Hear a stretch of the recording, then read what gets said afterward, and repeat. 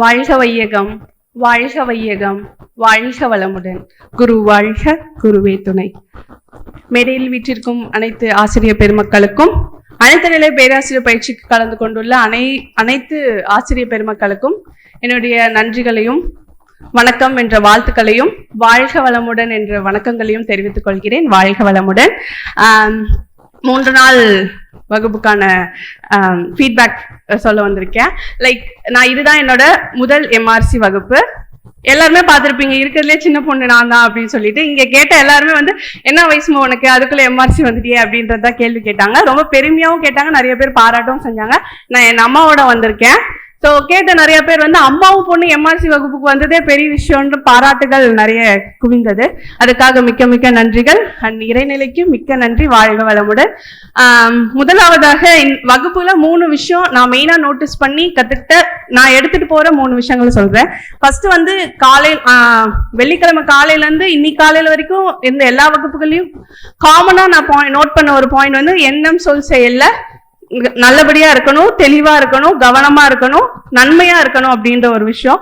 அதை நம்ம எல்லாருமே திரும்ப திரும்ப கேட்டாலுமே அந்த ஒரு பாயிண்ட் எல்லா வகுப்புலயும் கேட்டிருக்கோம். எல்லா சப்ஜெக்ட்ஸ் நிறைய டிஃப்ரெண்ட் சப்ஜெக்ட்ஸ் பார்த்தோம். எல்லா சப்ஜெக்ட்ஸுமே அந்த விஷயம் கேட்கும் போது அப்ப அது எவ்வளவு முக்கியமானது அப்படின்றத நான் தெரிஞ்சுக்கிட்டேன்.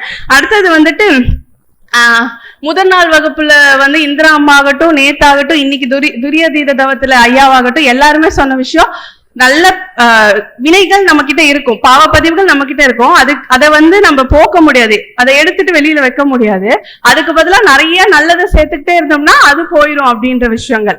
சோ அது எக்ஸாம்பிள் உப்புல சாம்பார்ல உப்பாகட்டும், நேற்று சொன்ன காஃபில சர்க்கரை ஆகட்டும், இன்னைக்கு ஐயா சொன்ன மாதிரி உப்பு தண்ணி ஆகட்டும், எல்லாத்துலயுமே அந்த ஒரு விஷயத்த திரும்ப திரும்ப நம்ம கிட்ட சொன்னாங்க. சோ இந்த 2 விஷயம் எனக்கு ரொம்ப ஆணித்தனமா பதிஞ்சிருச்சு. இன்னொன்னு 3வது விஷயம், நான் நேத்து கவியரங்கம் ஆகட்டும், இன்னைக்கு ஃபீட்பேக் ஆகட்டும், எல்லாமே விவேகானந்தம் ஐயா என்ன இன்சிஸ்ட் பண்ணிட்டே இருந்தாரு. ஏன்னா ஒரே ஊர் ஒரே மன்றம், ஐயா வந்ததுல இருந்து நீ போய் பேசுன்னு.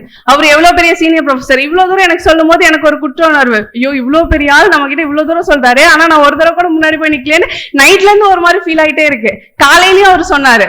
திரும்ப அப்ப அவரோட நிலையில இருந்து அவர் என்ன உயர்த்தணும்ன்ற எண்ணத்துல அவர் இருக்காரு. ஆனா அதை என்னால பண்ண முடியுமா, என்கிட்ட அந்த திறமை இருக்கா, இவ்வளவு நல்ல பெரிய பெரிய ப்ரொஃபசர்ஸ் இவ்வளவு நல்ல கவிதைகள் சொல்றாங்களே அப்படின்ட்டு. சோ அந்த வாய்ப்பு கொடுத்த ஐயாவுக்கு ரொம்ப ரொம்ப நன்றி. வாழ்க வளமுடன். கடைசியா ஒரே ஒரு விஷயம் நல்ல கவிதைகளை நிறைய படிக்கணும், ஐயாவோட கவிதைகளை அப்படின்ற 3வது விஷயத்த நான் எடுத்துட்டு போறேன். வாழ்க வளமுடன். அனைவருக்கும் நன்றி.